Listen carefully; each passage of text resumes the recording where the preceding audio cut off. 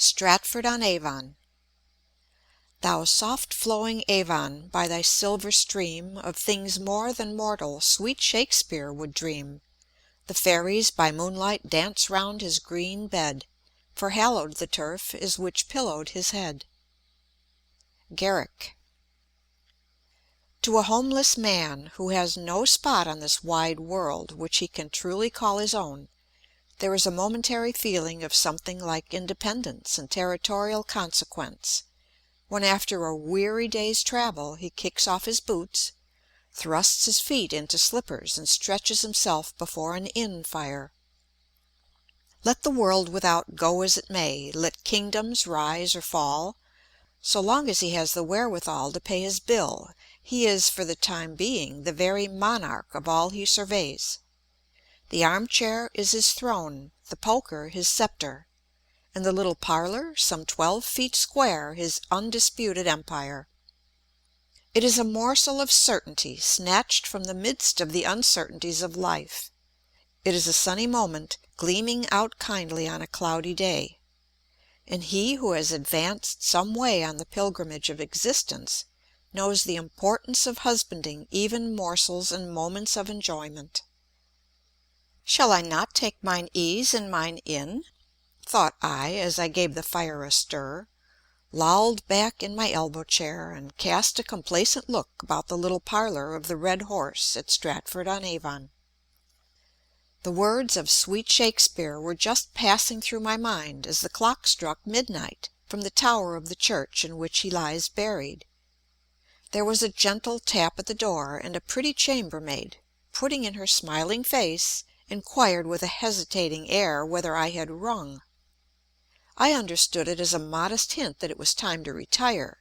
My dream of absolute dominion was at an end. So abdicating my throne like a prudent potentate, to avoid being deposed, and putting the Stratford guide-book under my arm as a pillow companion, I went to bed, and dreamt all night of Shakespeare, the Jubilee, and David Garrick. The next morning was one of those quickening mornings which we sometimes have in early spring, for it was about the middle of March. The chills of a long winter had suddenly given way. The north wind had spent its last gasp, and a mild air came stealing from the west, breathing the breath of life into nature, and wooing every bud and flower to burst forth into fragrance and beauty. I had come to Stratford on a poetical pilgrimage. My first visit was to the house where Shakespeare was born, and where, according to tradition, he was brought up to his father's craft of wool-combing. It is a small, mean-looking edifice of wood and plaster, a true nestling place of genius, which seems to delight in hatching its offspring in by-corners. The walls of its squalid chambers are covered with names and inscriptions in every language, by pilgrims of all nations, ranks, and conditions, from the prince to the peasant, and present a simple but striking instance of the spontaneous and universal homage of mankind to the great poet of nature. The house is shown by a garrulous old lady in a frosty red face, lighted up by a cold blue anxious eye, and garnished with artificial locks of flaxen hair curling from under an exceedingly dirty cap.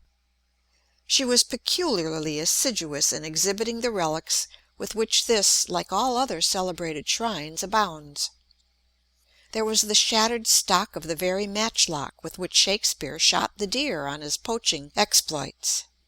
There, too, was his tobacco-box, which proves that he was a rival smoker of Sir Walter Raleigh, the sword also with which he played Hamlet, and the identical lantern with which Friar Lawrence discovered Romeo and Juliet at the tomb. There was an ample supply also of Shakespeare's mulberry tree, which seems to have as extraordinary powers of self-multiplication as the wood of the true cross, of which there is enough extant to build a ship of the line. The most favourite object of curiosity, however, is Shakespeare's chair. It stands in a chimney-nook of a small gloomy chamber just behind what was his father's shop. Here he may many a time have sat when a boy, watching the slowly revolving spit with all the longing of an urchin, or of an evening listening to the cronies and gossips of Stratford, dealing forth churchyard tales and legendary anecdotes of the troublesome times of England. In this chair it is the custom of every one that visits the house to sit. Whether this be done with the hope of imbibing any of the inspiration of the bard I am at a loss to say. I merely mention the fact, and mine hostess privately assured me that though built of solid oak, such was the fervent zeal of devotees, the chair had to be new bottomed at least once in 3 years. It is worthy of notice also in the history of this extraordinary chair that it partakes something of the volatile nature of the Santa Casa of Loretto, or the flying chair of the Arabian enchanter, for though sold some few years since to a northern princess, yet, strange to tell, it has found its way back again to the old chimney corner. I am always of easy faith in such matters, and am ever willing to be deceived where the deceit is pleasant and costs nothing. I am therefore a ready believer in relics, legends, and local anecdotes of goblins and great men, and would advise all travellers who travel for their gratification to be the same. What is it to us whether these stories be true or false, so long as we can persuade ourselves into the belief of them and enjoy all the charm of the reality? There is nothing like resolute, good-humoured credulity in these matters, and on this occasion I went even so far as willingly to believe the claims of mine hostess to a lineal descent from the poet, when, unluckily for my faith, she put into my hands a play of her own composition, which set all belief in her own consanguinity at defiance. From the birthplace of Shakespeare a few paces brought me to his grave. He lies buried in the chancel of the parish church, a large and venerable pile, mouldering with age but richly ornamented. It stands on the banks of the Avon, on an embowered point, and separated by adjoining gardens from the suburbs of the town. Its situation is quiet and retired. The river runs murmuring at the foot of the churchyard, and the elms which grow upon its banks droop their branches into its clear bosom. An avenue of limes, the boughs of which are curiously interlaced, so as to form in summer an arched way of foliage, leads up from the gate of the yard to the church porch. The graves are overgrown with grass, the grey tombstones, some of them nearly sunk into the earth, are half covered with moss, which has likewise tinted the reverend old building. Small birds have built their nests among the cornices and fissures of the walls, and keep up a continual flutter and chirping, and rooks are sailing and cawing about its lofty grey spire. In the course of my rambles I met with the grey-headed sexton, Edmonds, and accompanied him home to get the key of the church. He had lived in Stratford, man and boy, for 80 years, and seemed still to consider himself a vigorous man, with the trivial exception that he had nearly lost the use of his legs for a few years past.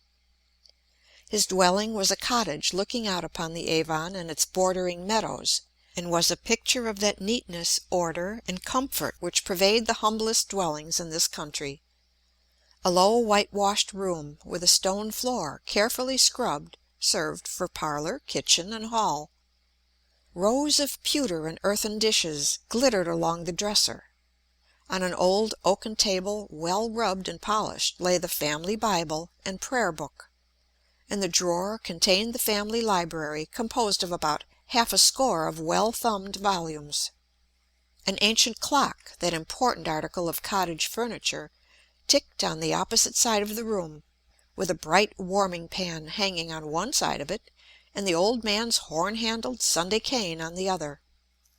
The fireplace, as usual, was wide and deep enough to admit a gossip knot within its jambs. In one corner sat the old man's granddaughter sewing, a pretty blue-eyed girl, and in the opposite corner was a superannuated crony whom he addressed by the name of John Ang, and who, I found, had been his companion from childhood. They had played together in infancy, they had worked together in manhood, they were now tottering about and gossiping away the evening of life, and in a short time they will probably be buried together in the neighbouring churchyard. It is not often that we see two streams of existence running thus evenly and tranquilly side by side. It is only in such quiet bosom scenes of life that they are to be met with. I had hoped to gather some traditionary anecdotes of the bard from these ancient chroniclers, but they had nothing new to impart. The long interval during which Shakespeare's writings lay in comparative neglect has spread its shadow over his history, and it is his good or evil lot that scarcely anything remains to his biographers but a scanty handful of conjectures. The sexton and his companion had been employed as carpenters on the preparations for the celebrated Stratford Jubilee, and they remembered Garrick, the prime mover of the feat, who superintended the arrangements, and who, according to the sexton, was a short, punch man, very lively and bustling. John Ang had assisted also in cutting down Shakespeare's mulberry tree, of which he had a morsel in his pocket for sale, no doubt a sovereign quickener of literary conception. I was grieved to hear these two worthy wights speak very dubiously of the eloquent dame who shows the Shakespeare house. John Ang shook his head when I mentioned her valuable and inexhaustible collection of relics, particularly her remains of the mulberry tree, and the old sexton even expressed a doubt as to Shakespeare having been born in her house. I soon discovered that he looked upon her mansion with an evil eye, as a rival to the poet's tomb, the latter having comparatively but few visitors. Thus it is that historians differ at the very outset, and mere pebbles make the stream of truth diverge into different channels even at the fountainhead.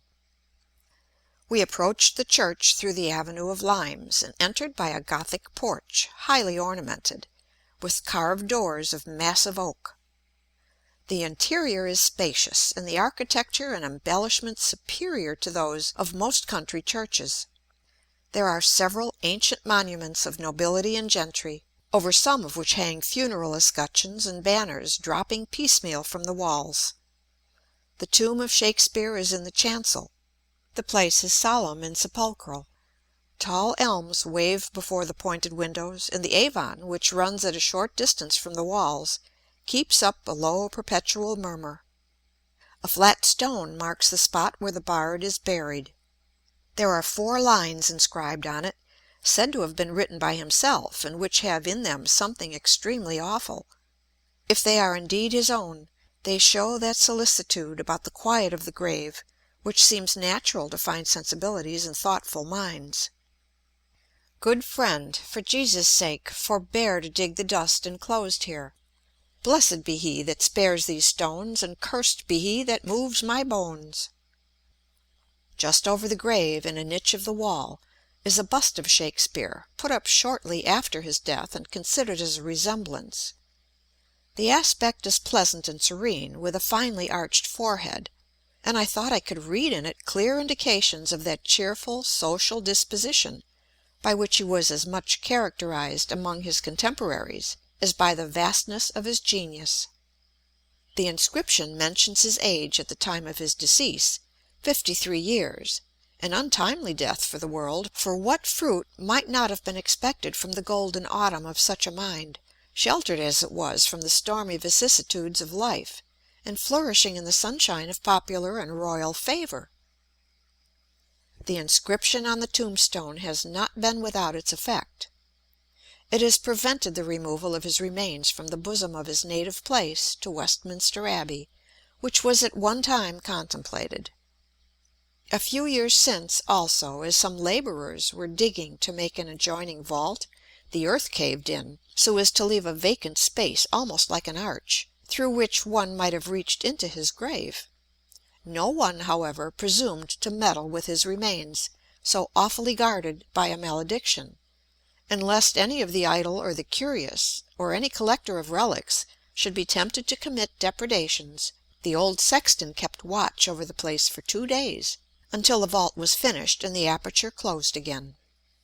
He told me that he had made bold to look in at the hole, but could see neither coffin nor bones, nothing but dust. It was something, I thought, to have seen the dust of Shakespeare. Next to this grave are those of his wife, his favourite daughter, Mrs. Hall, and others of his family. On a tomb close by also is a full-length effigy of his old friend, John Combe, of usurious memory, on whom he is said to have written a ludicrous epitaph. There are other monuments around, but the mind refuses to dwell on anything that is not connected with Shakespeare. His idea pervades the place, the whole pile seems but as his mausoleum. The feelings no longer checked and thwarted by doubt here indulge in perfect confidence. Other traces of him may be false or dubious, but here is palpable evidence and absolute certainty. As I trod the sounding pavement, there was something intense and thrilling in the idea that in very truth the remains of Shakespeare were mouldering beneath my feet. It was a long time before I could prevail upon myself to leave the place, and as I passed through the churchyard, I plucked a branch from one of the yew trees, the only relic that I have brought from Stratford.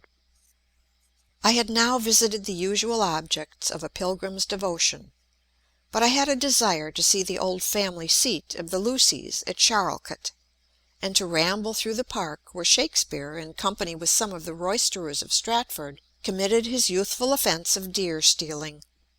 In this hare-brained exploit we are told that he was taken prisoner and carried to the keeper's lodge, where he remained all night in doleful captivity.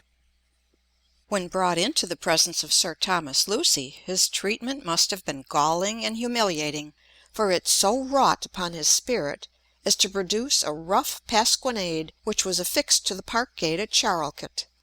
Footnote: the following is the only stanza extant of this lampoon.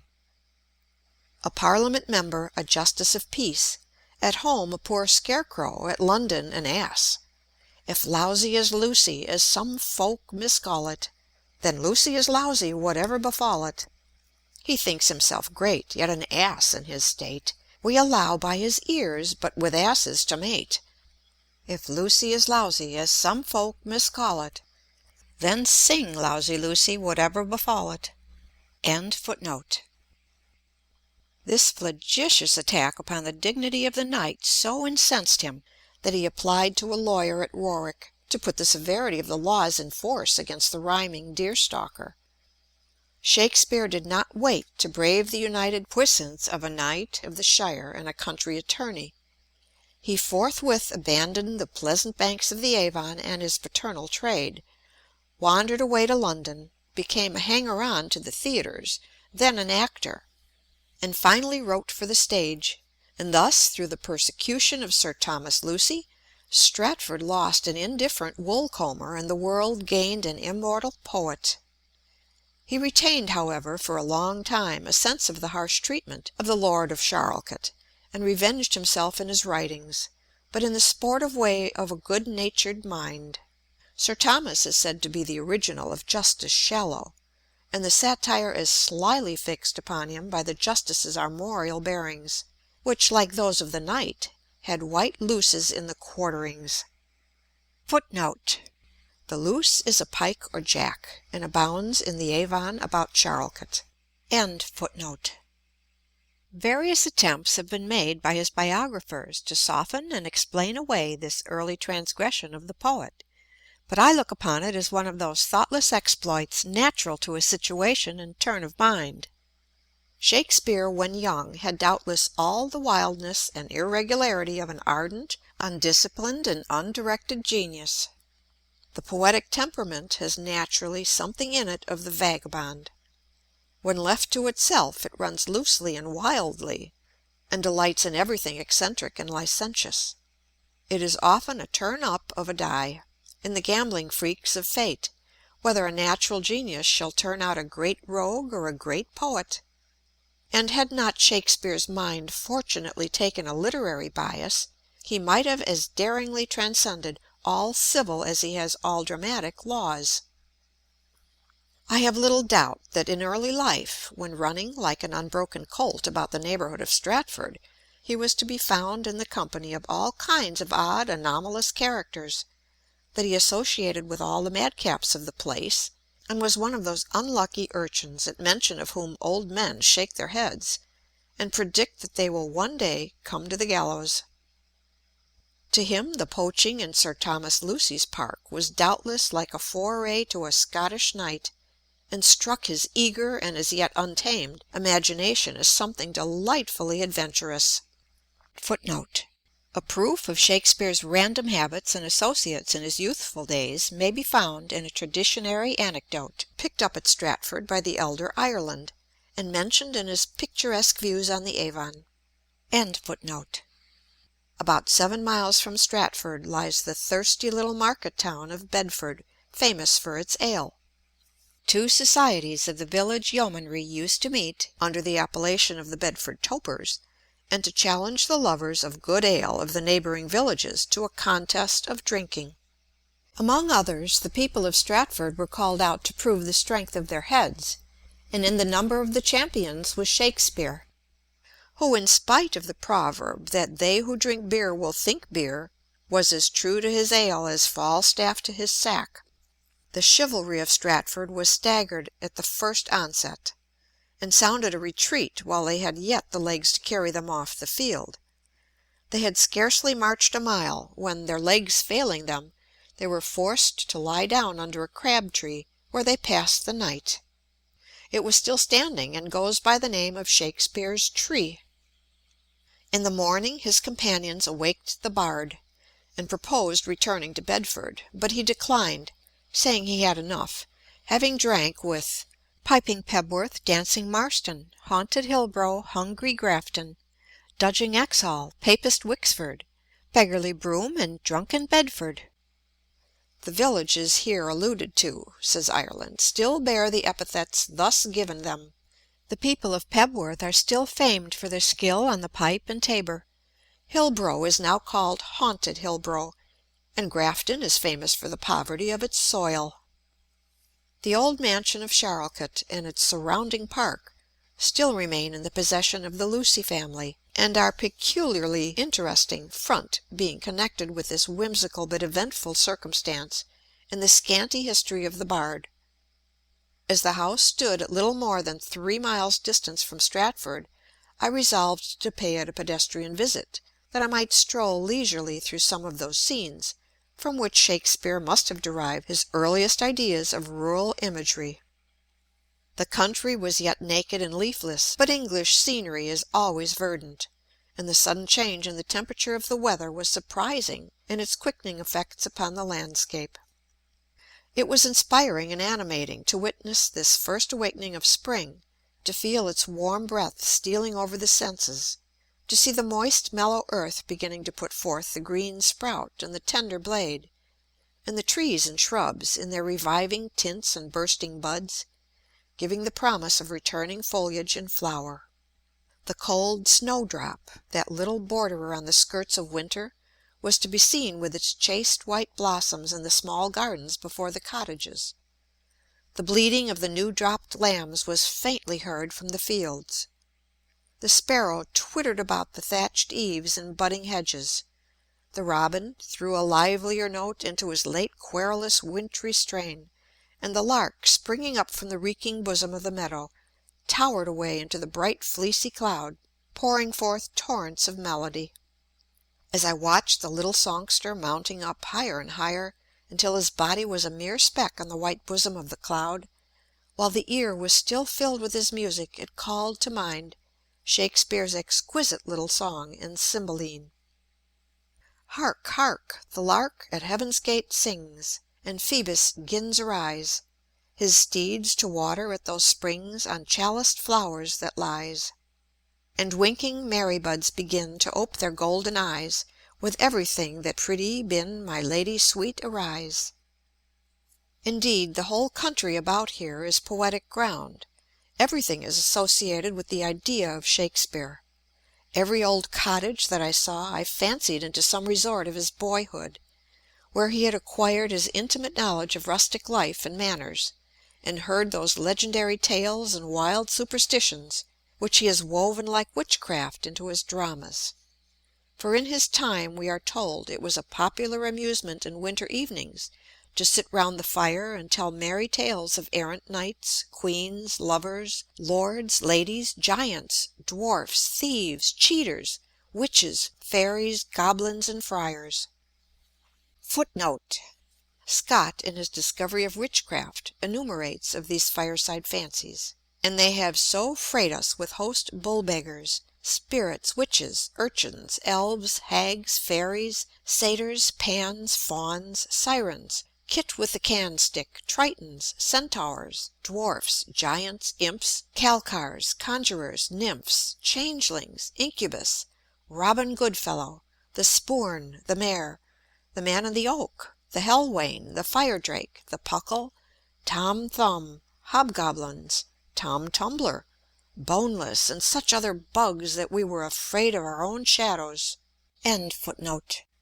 My route for a part of the way lay in sight of the Avon, which made a variety of the most fancy doublings and windings through a wide and fertile valley, sometimes glittering from among willows which fringed its borders, sometimes disappearing among groves or beneath green banks, and sometimes rambling out into full view and making an azure sweep round a slope of meadowland. This beautiful bosom of country is called the Vale of the Red Horse. A distant line of undulating blue hills seems to be its boundary, whilst all the soft intervening landscape lies in a manner enchained in the silver links of the Avon. After pursuing the road for about 3 miles, I turned off into a footpath, which led along the borders of fields and under hedgerows to a private gate of the park. There was a stile, however, for the benefit of the pedestrian, there being a public right-of-way through the grounds. I delight in these hospitable estates in which every one has a kind of property, at least as far as the footpath is concerned.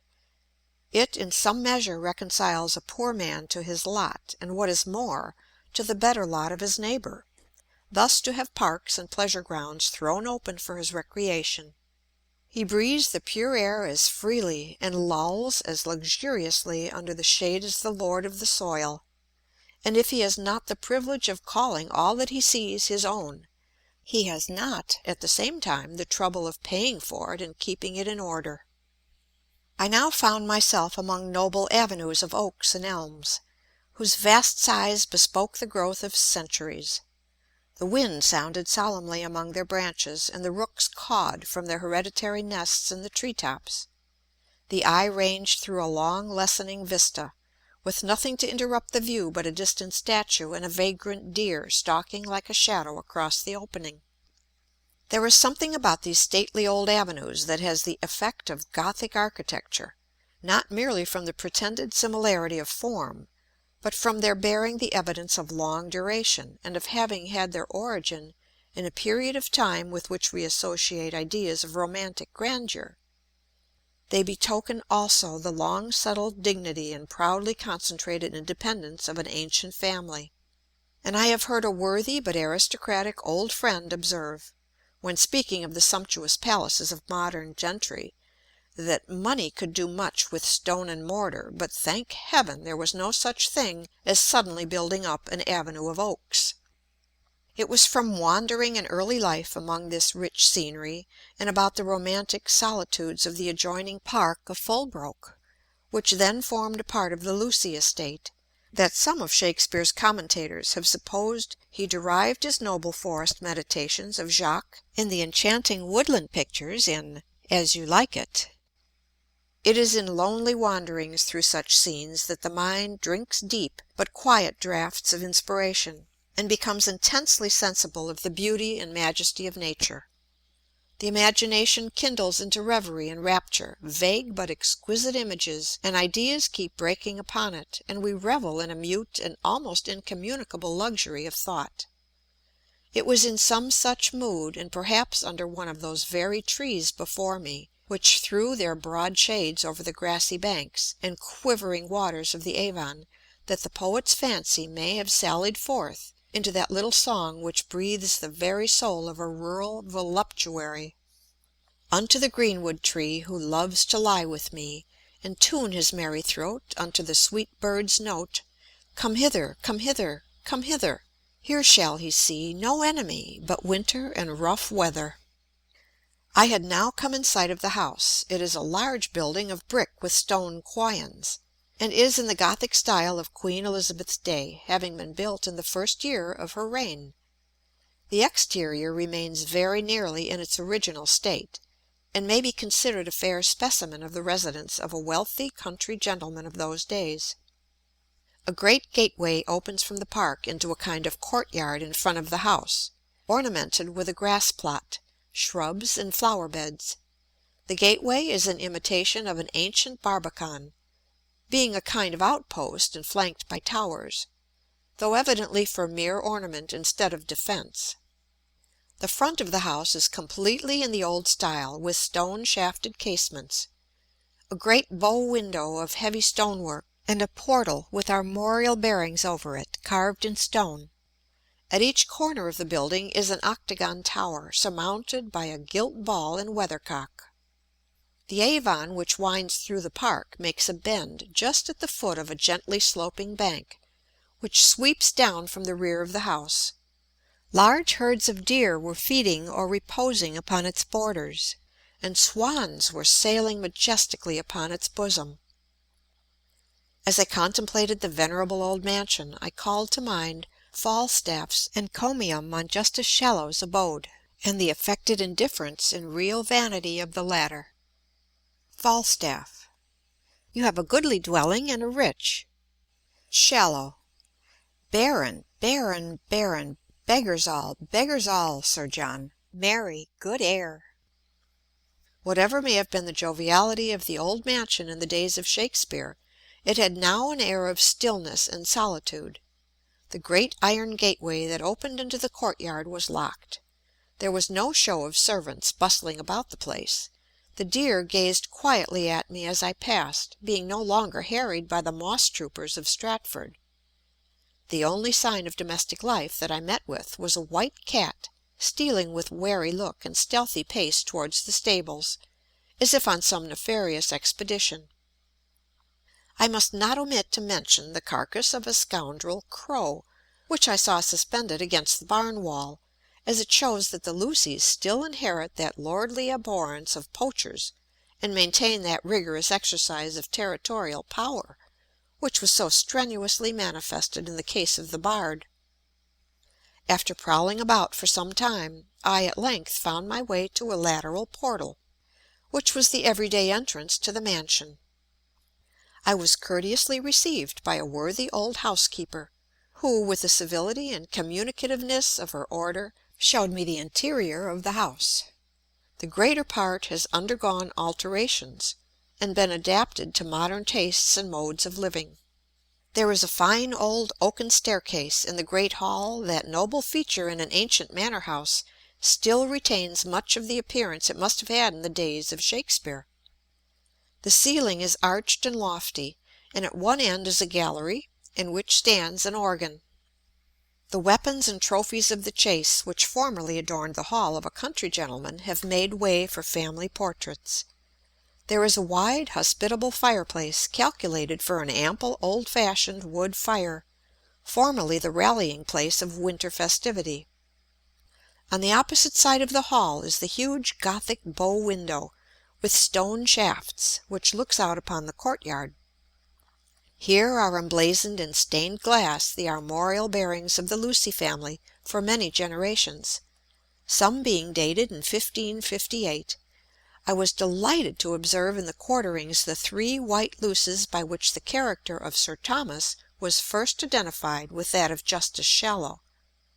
They are mentioned in the first scene of The Merry Wives of Windsor, where the justice is in a rage with Falstaff for having beaten his men, killed his deer, and broken into his lodge. The poet had no doubt the offences of himself and his comrades in mind at the time, and we may suppose the family pride and vindictive threats of the puissant Shallow to be a caricature of the pompous indignation of Sir Thomas. Shallow. Sir Hugh, persuade me not. I will make a Star Chamber matter of it. If he were 20 John Falstaffs, he shall not abuse Sir Robert Shallow, Esquire. Slender. In the county of Gloucester, justice of peace and quorum. Shallow. Ay, cousin Slender, and Custalorum. Slender. Ay, and Radalorum too, and a gentleman born, Master Parson, who writes himself Armigero in any bill, warrant, quittance, or obligation, Armigero. Shallow. Ay, that I do, and have done any time these 300 years. Slender. All his successors gone before him have done't, and all his ancestors that come after him they may give the dozen white luces in their coat. Shallow. The council shall hear it. It is a riot. Evans. It is not meet the council hear of a riot. There is no fear of God in a riot. The council, hear you, shall desire to hear the fear of God, and not to hear a riot. Take your vizaments in that. Shallow. Ha! O my life, if I were young again, the sword should end it. Near the window thus emblazoned hung a portrait by Sir Peter Lely, one of the Lucy family, a great beauty of the time of Charles II. The old housekeeper shook her head as she pointed to the picture, and informed me that this lady had been sadly addicted to cards, and had gambled away a great portion of the family estate, among which was that part of the park where Shakespeare and his comrades had killed the deer. The lands thus lost had not been entirely regained by the family even at the present day. It is but justice to this recreant dame to confess that she had a surprisingly fine hand and arm. The picture which most attracted my attention was a great painting over the fireplace, containing likenesses of Sir Thomas Lucy and his family, who inhabited the hall in the latter part of Shakespeare's lifetime. I at first thought that it was the vindictive knight himself, but the housekeeper assured me that it was his son, the only likeness extant of the former being an effigy upon his tomb in the church of the neighbouring hamlet of Charlecote. This effigy is in white marble, and represents the knight in complete armour. Near him lies the effigy of his wife, and on her tomb is the following inscription, which, if really composed by her husband, places him quite above the intellectual level of Master Shallow. Here lieth the Lady Joyce Lucy, wife of Sir Thomas Lucy of Charlecote, in ye county of Warwick, knight, daughter, and heir of Thomas Acton of Sutton, in ye county of Worcester, Esquire, who departed out of this wretched world to her heavenly kingdom, ye 10 day of February, in ye year of our Lord God 1595, and of her age 63. All the time of her life a true and faithful servant of her good God, never detected of any crime or vice. In religion most sound, in love to her husband most faithful and true, in friendship most constant, to what in trust was committed unto her most secret, in wisdom excelling, in governing of her house, bringing up of youth in ye fear of God, that did converse with her most rare and singular, a great maintainer of hospitality, greatly esteemed of her betters, misliked of none unless of the envious. When all is spoken that can be said, a woman so garnished with virtue as not to be bettered and hardly to be equalled by any. As she lived most virtuously, so she died most godly. Set down by him it best did know what hath been written to be true. Thomas Lucy.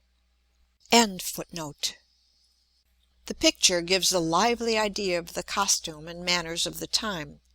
Sir Thomas is dressed in ruff and doublet, white shoes with roses in them, and has a peaked yellow, or as Master Slender would say, a cane-coloured beard. His lady is seated on the opposite side of the picture in wide ruff and long stomacher, and the children have a most venerable stiffness and formality of dress. Hounds and spaniels are mingled in the family group. A hawk is seated on his perch in the foreground, and one of the children holds a bow, all intimating the knight's skill in hunting, hawking, and archery, so indispensable to an accomplished gentleman in those days. Bishop Earle, speaking of the country gentlemen of his time, observes, "His housekeeping is seen much in the different families of dogs and serving men attendant on their kennels, and the deepness of their throats is the depth of his discourse. A hawk he esteems the true burden of nobility, and is exceedingly ambitious to seem delighted with the sport, and have his fist gloved with his jesses." And Gilpin, in his description of a Mr. Hastings, remarks, "He kept all sorts of hounds that run buck, fox, hare, otter, and badger, and had hawks of all kinds, both long and short-winged. His great hall was commonly strewed with marrow bones and full of hawk perches, hounds, spaniels, and terriers. On a broad hearth, paved with brick, lay some of the choicest terriers, hounds, and spaniels. I regretted to find that the ancient furniture of the hall had disappeared, for I had hoped to meet with the stately elbow-chair of carved oak in which the country squire of former days was wont to sway the sceptre of empire over his rural domains, and in which it might be presumed the redoubled Sir Thomas sat enthroned in awful state when the recreant Shakespeare was brought before him. As I liked to deck out pictures for my own entertainment, I pleased myself with the idea that this very hall had been the scene of the unlucky bard's examination on the morning after his captivity in the lodge.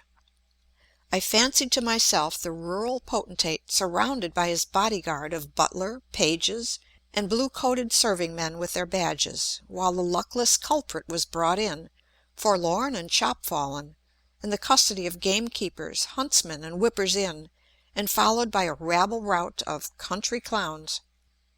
I fancied bright faces of curious housemaids peeping from the half-opened doors, while from the gallery the fair daughters of the night leaned gracefully forward, eyeing the youthful prisoner with that pity that dwells in womanhood. Who would have thought that this poor varlet, thus trembling before the brief authority of a country squire and the sport of rustic boors, was soon to become the delight of princes, the theme of all tongues and ages, the dictator to the human mind, and was to confer immortality on his oppressor by a caricature and a lampoon? I was now invited by the butler to walk into the garden, and I felt inclined to visit the orchard and harbour where the justice treated Sir John Falstaff and cousin Silence to a last year's pippin of his own grafting, with a dish of caraways. But I had already spent so much of the day in my ramblings, that I was obliged to give up any further investigations. When about to take my leave, I was gratified by the civil entreaties of the housekeeper and butler that I would take some refreshment. An instance of good old hospitality, which, I grieve to say, we castle hunters seldom meet with in modern days.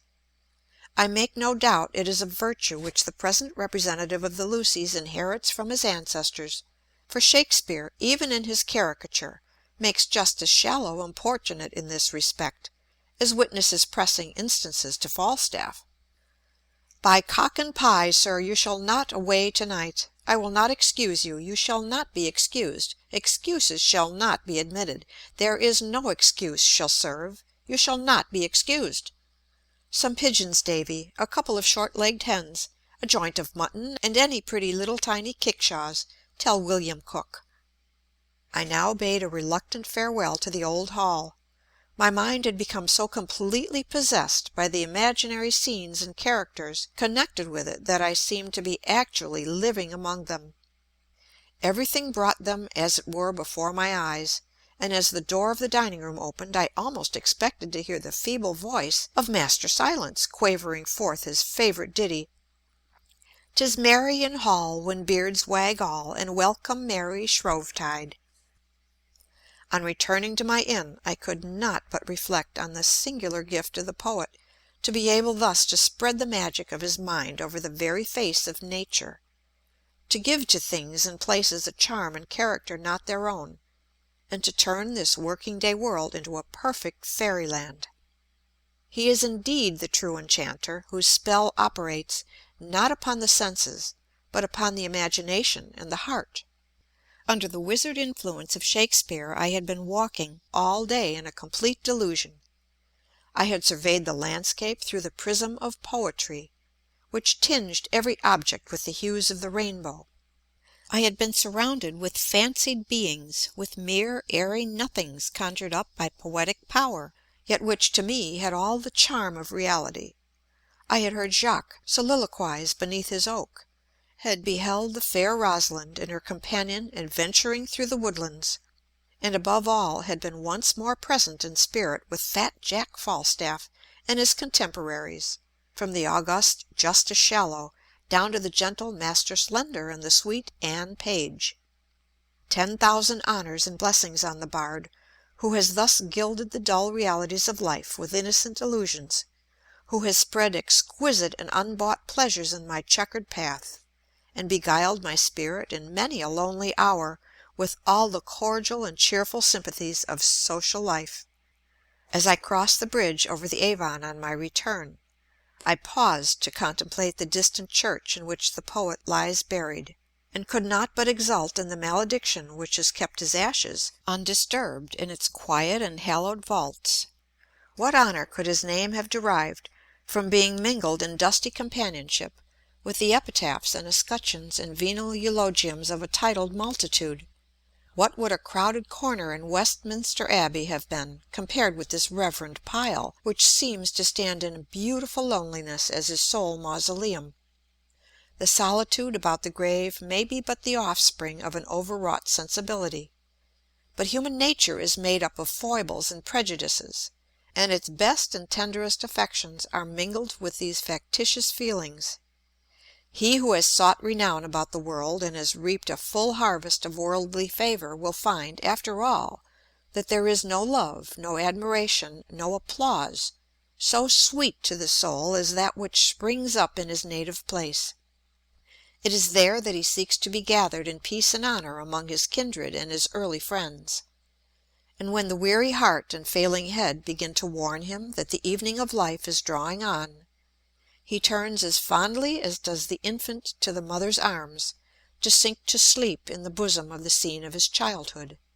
How would it have cheered the spirit of the youthful bard when, wandering forth in disgrace upon a doubtful world, he cast back a heavy look upon his paternal home, could he have foreseen that before many years he should return to it covered with renown, that his name should become the boast and glory of his native place, that his ashes should be religiously guarded as its most precious treasure, and that its lessening spire, on which his eyes were fixed in tearful contemplation, should one day become the beacon, towering amidst the gentle landscape, to guide the literary pilgrim of every nation to his tomb.